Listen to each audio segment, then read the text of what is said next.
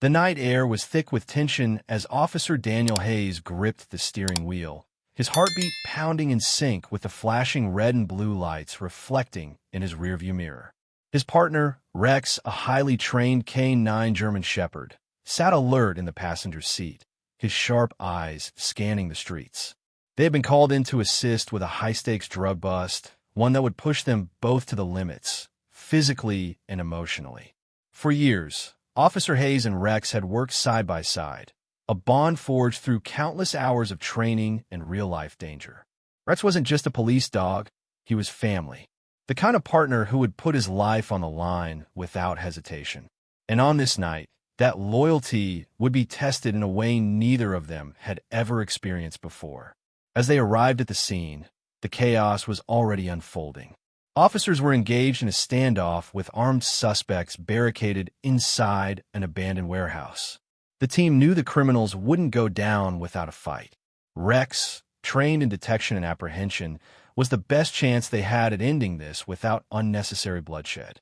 Hayes gave the command, and without hesitation, Rex leaped into action, his powerful frame disappearing into the darkness of the warehouse. The seconds stretched into an eternity as Hayes followed, his weapon drawn, scanning the shadows for any sign of his partner. Then, a single gunshot shattered the silence. A cold dread gripped Hayes as he sprinted toward the sound.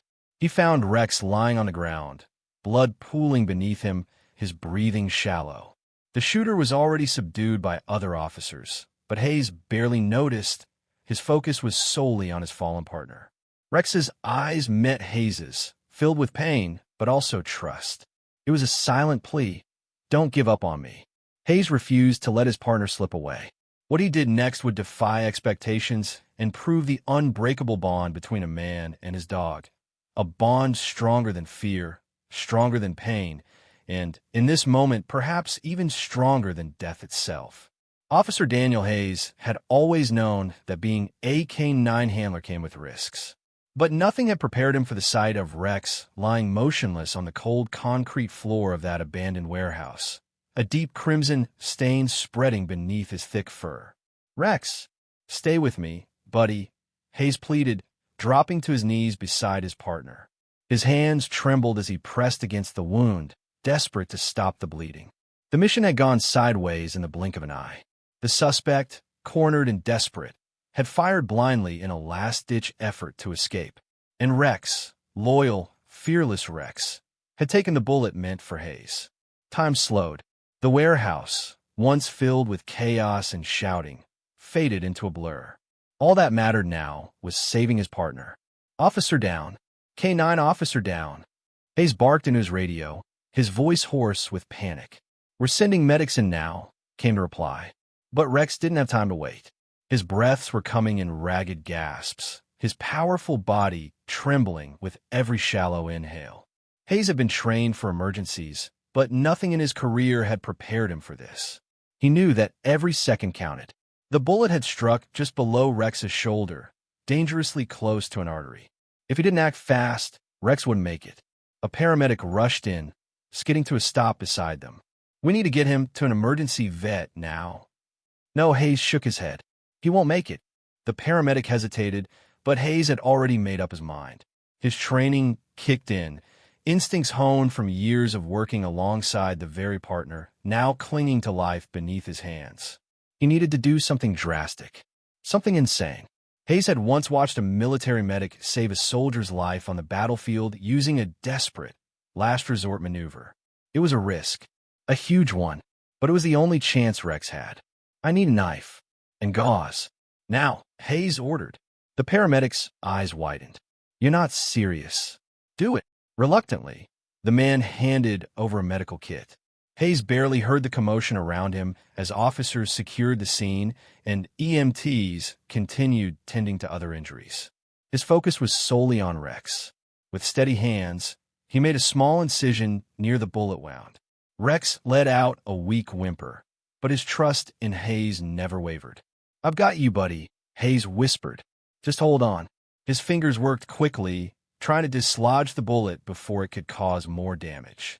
His heart pounded as he reached in, feeling for the metal lodged deep within muscle. Time was slipping away. And then, contact. He pulled the bullet free, but the real battle had only just begun. The bleeding wasn't stopping. Rex was slipping away. And that's when Hayes did something that would shock every officer and paramedic in the room. Without hesitation, he lowered his mouth to Rex's muzzle and began performing mouth-to-snout resuscitation. He blew short, controlled breaths into Rex's nose, just as he had learned in emergency K-9 medical training. He compressed the German Shepherd's massive chest, willing his heart to keep beating. "Come on, Rex. Come on," he begged between breaths. The silence was deafening. The world around him seemed to disappear. One breath, another, a third, then a gasp. Rex's body jerked. His chest rose on its own. His eyes fluttered open, dazed but alive. A relieved sob tore from Hayes's throat. He cradled Rex's head in his hands, pressing his forehead against the dog's. "That's it, buddy. Stay with me." The paramedics quickly stepped in, wrapping Rex in gauze and securing him for transport. "He's not out of the woods," one of them warned, "but you just gave him a fighting chance." Rex was rushed to the nearest emergency veterinary hospital, sirens wailing through the night. Hayes never left his side, holding his massive paw as the vet team worked tirelessly to stabilize him. Hours passed. The bullet had done serious damage, but the quick response had saved his life. It was touch and go, but by dawn, Rex was breathing on his own. When he finally opened his eyes fully, he didn't look around in confusion or fear. His gaze went straight to Hayes. Even in his weakened state, Rex's tail thumped weakly against the hospital bed. "You scared the hell out of me," Hayes murmured, rubbing the dog's ear. "But you did good, partner. You did real good." The vet approached, shaking his head in disbelief. "I've never seen anything like that. Most dogs wouldn't have made it." "He's not most dogs," Hayes said with a small smile. It took weeks of recovery, but Rex pulled through. He returned to duty months later, as strong and determined as ever. The story of his near-death and miraculous survival spread through the department, earning him medals, recognition, and the admiration of an entire community. But to Hayes, Rex wasn't just a hero. He was his partner, his best friend, his family. And on that fateful night, when death had come knocking, neither of them had been willing to let go. Rex's survival should have been the end of the nightmare. He had beaten the odds, pulled back from the brink of death, and was on the long road to recovery. But something wasn't right. At first, Officer Daniel Hayes chalked it up to trauma. The near-fatal shooting had shaken both of them, and maybe Rex just needed time to heal, physically and mentally. But as the days stretched into weeks, it became clear that something far stranger was at play. Rex had always been sharp, intuitive, and hyper-focused on his job. But now he was different. It started with small things. On their first night back at home, Rex refused to sleep in his usual spot by the door. Instead, he paced restlessly, ears twitching, eyes scanning the shadows of the apartment. When Hayes called him over, he came, but his body remained tense, as if he were bracing for something unseen. Then there was the way he stared, not in his usual alert, analytical way, but something deeper, almost unsettling.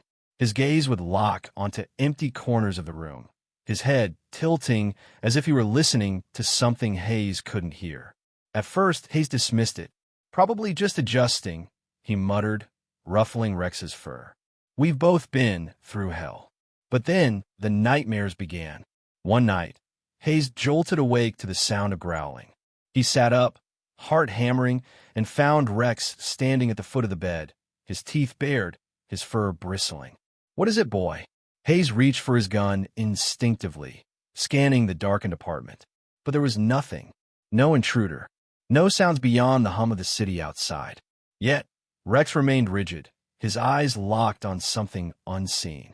Then, just as suddenly as it started, Rex's posture relaxed. He turned to Hayes, his tail giving a weak wag, and padded over to the bed. He let out a soft whine and rested his head on Hayes's lap, as if trying to reassure him. Hayes exhaled, rubbing a hand over his face. Maybe it was his own exhaustion messing with his head. Maybe Rex was just on high alert after the shooting. But deep down, he felt something he couldn't explain. Rex hadn't just changed. He was sensing something. Something neither of them could see. A week later, while sorting through evidence from her last case, Hayes came across something that made his stomach drop. A police report. It detailed the suspect who had shot Rex, Liam Ortiz, a career criminal tied to multiple unsolved murders. But one detail stood out. Ortiz had died that night. Not from police gunfire, but from something unexplained. According to eyewitness reports, after Rex had gone down, Ortiz had collapsed as well, clutching his chest, his eyes wide with terror. No officer had fired at him. No wounds had been found.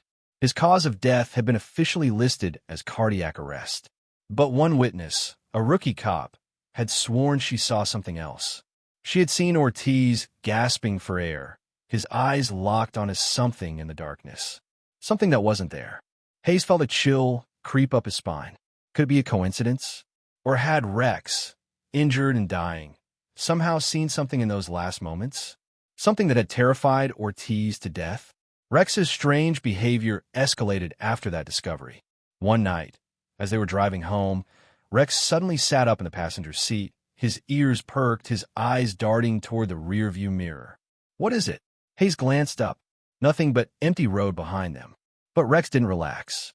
Instead, he let out a low growl, the fur along his spine standing on end. "Come on, buddy. You're freaking me out," Hayes muttered, checking the mirror again. Nothing.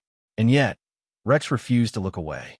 Then, without warning, he let out a sharp bark. A warning, a command directed at something behind them. Hayes swerved, pulling the car to a stop on the side of the road. He threw the door open, gun drawn, spinning to face whatever Rex had sensed. But there was nothing. The street was empty, silent. Yet, the air felt heavy, charged with an energy Hayes couldn't explain. Rex, still seated in the car, whined softly, his gaze still locked on the rearview mirror. Hayes shuddered. He had been a cop long enough to know when something didn't add up. And this was something beyond logic. Determined to find answers, Hayes went back to the warehouse where Rex had been shot. It had been sealed off since the raid, awaiting further investigation. But as soon as Hayes stepped inside, a strange sensation washed over him. The air was thick, suffocating. Even the silence felt unnatural. Rex, usually fearless, hesitated at the threshold. His ears flattened, his tail tucked slightly, not in fear but in unease. "Come on, buddy," Hayes urged. Rex stepped forward, his body tense, his nose twitching. Then he froze. His head snapped to the right, eyes locked onto a darkened corner of the warehouse. And he growled, a deep, guttural sound that Hayes had never heard from him before. It sent a shiver down his spine. "There's nothing there," Hayes whispered, but even as he said it, he didn't believe it, because suddenly the air around them shifted. Rex's growl turned into a warning bark, his body going rigid. His eyes never wavered from the darkness. Then, Hayes felt it, a presence, a force.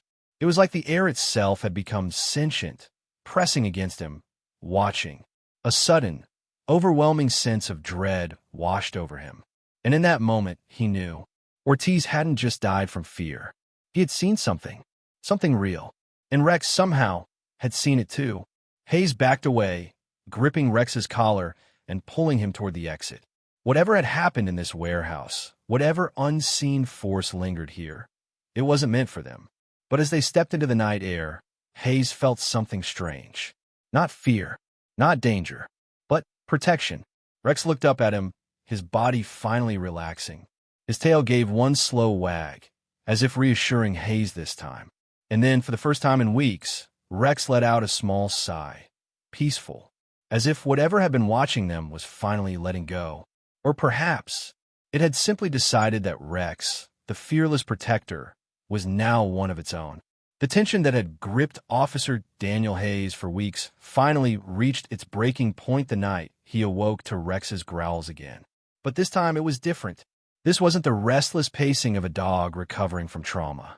It wasn't the vague unease that had plagued them since the shooting.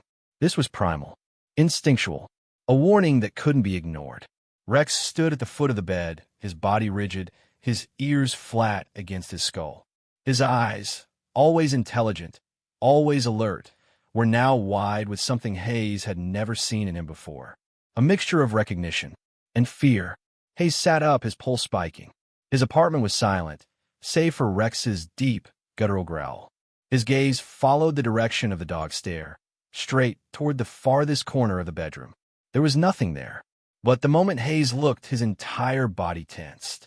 The air in the room felt wrong. Heavy, oppressive, like the very atmosphere was pressing against his skin, trying to push him out. Rex stepped forward, placing himself between Hayes and the empty corner. His lips curled back, revealing his sharp teeth, but he didn't lunge. He wouldn't, because whatever he saw, whatever he knew, wasn't something he could fight. Hayes reached for his gun on the nightstand, even though deep down, he knew a bullet wouldn't do anything against what he was feeling. Still, it was instinct. The only response he had to the growing sense of dread creeping up his spine. Then, a sound, a whisper, so faint, so impossible that for a second he thought it was in his head. But Rex heard it too. The German shepherd let out a sharp bark, lunging toward the corner, but stopping just short, as if he couldn't move any farther. As if something was holding him back. Hayes felt ice flood his veins. And then he saw it. It was only for a second. A flicker, a distortion in the air, like heat rising off pavement. But within that distortion, shapes twisted and writhed. Then eyes. Not human. Not animal. Something else. Hayes felt his breath catch in his throat.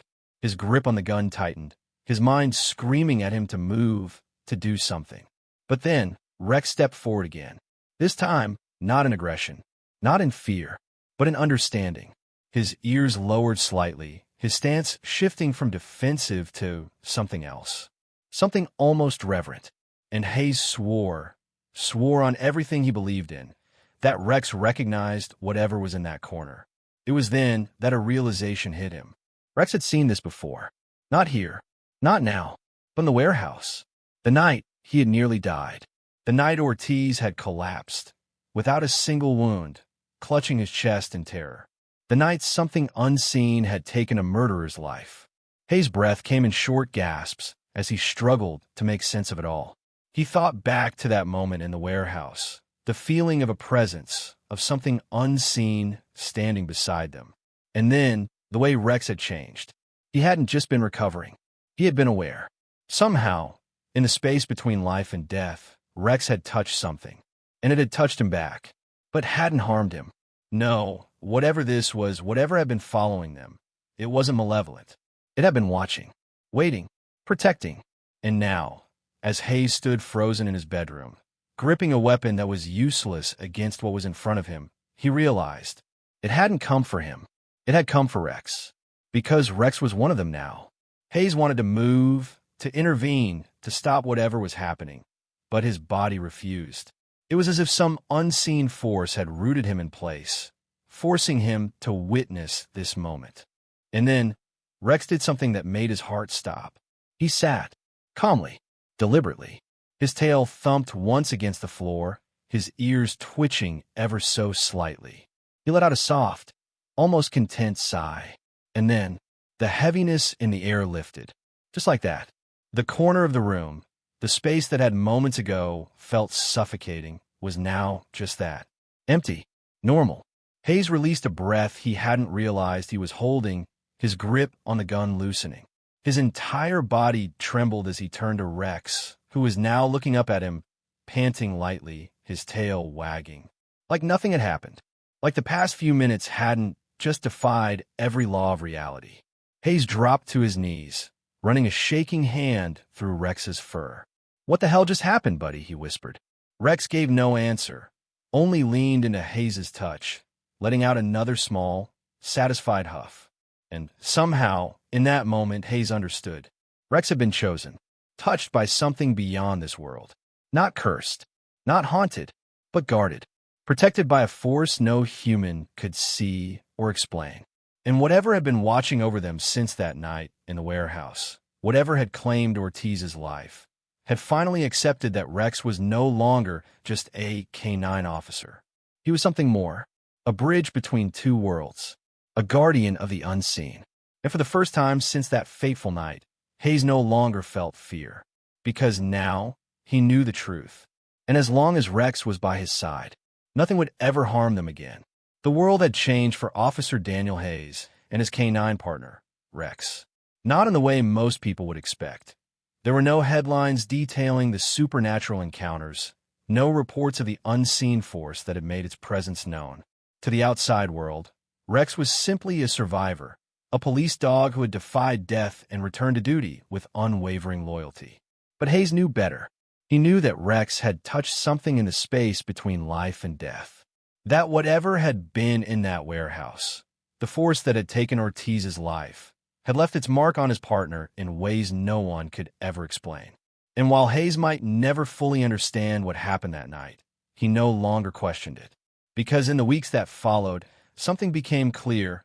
Rex was different, but he was still Rex. Still loyal. Still brave. And now, more than ever, he was a protector. One evening, months after the incident, Hayes sat on his small apartment balcony, watching the sunset. Rex lay beside him, his massive head resting on Hayes' foot, his ears twitching slightly as he listened to the distant city sounds. It had become their routine, quiet moments together after long shifts, just the two of them. Hayes sipped his beer and exhaled deeply. "You know, buddy," he mused, running a hand through Rex's thick fur, "I used to think that life was black and white, that there were things you could see and things you couldn't. But now," he shook his head, "I'm not so sure." Rex didn't move, but Hayes knew he was listening. He always was. "I don't know what happened to you that night," Hayes continued, his voice softer now. "But I know one thing. Something brought you back. And I don't think it was just luck." Rex finally stirred, lifting his head to nuzzle against Hayes' hand. His warm brown eyes held something indescribable, wisdom beyond what a dog should have. Maybe he understood. Maybe he had all along. Hayes smiled, scratching behind Rex's ears. "Whatever it is, whoever it is, they picked the right dog." Rex let out a small huff, his tail thumping against the wooden boards of the balcony. Hayes chuckled. Yeah, don't let it go to your head." But deep down, he knew the truth. Rex wasn't just a partner. He was something more. A protector, not just of his handler, not just of the people they served, but of something greater, something unseen. And Hayes? He wasn't afraid anymore, because he knew that no matter what dangers lay ahead, whether in the streets, the shadows, or even beyond what human eyes could perceive, Rex would always be there, watching, guarding, protecting. In the months and years that followed, Rex's story became legend within the force.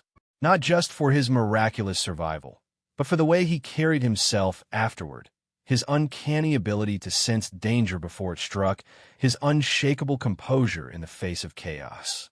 Other officers swore there was something different about him, though none could put it into words. Some said he had a sixth sense. Others joked that he was part ghost himself. But those who had seen him in action, those who had felt the way the air shifted when Rex entered a crime scene, knew better than to laugh. Rex had been to the brink of death, and he had come back stronger. Not just a K9, not just a hero, but a guardian, one whose duty extended beyond what most could understand. If there's one thing Hayes learned from it all, it's that the bond between a handler and his K9 partner is unlike anything else in the world. It's built on trust, on sacrifice, on a love so deep that even death itself cannot break it. Rex had risked everything to protect Hayes, and in return, Hayes had done the impossible to bring him back. But maybe, just maybe, Rex had never truly left. Maybe he had simply been given a second chance by something greater. A second chance to continue his mission. A second chance to stand beside the one person who needed him most. And as Hayes sat there, watching the sun dip below the horizon, Rex at his side, he realized something. It didn't matter how Rex had survived. It only mattered why. And the answer was simple. Because heroes never truly die. They just keep protecting, even from the other side.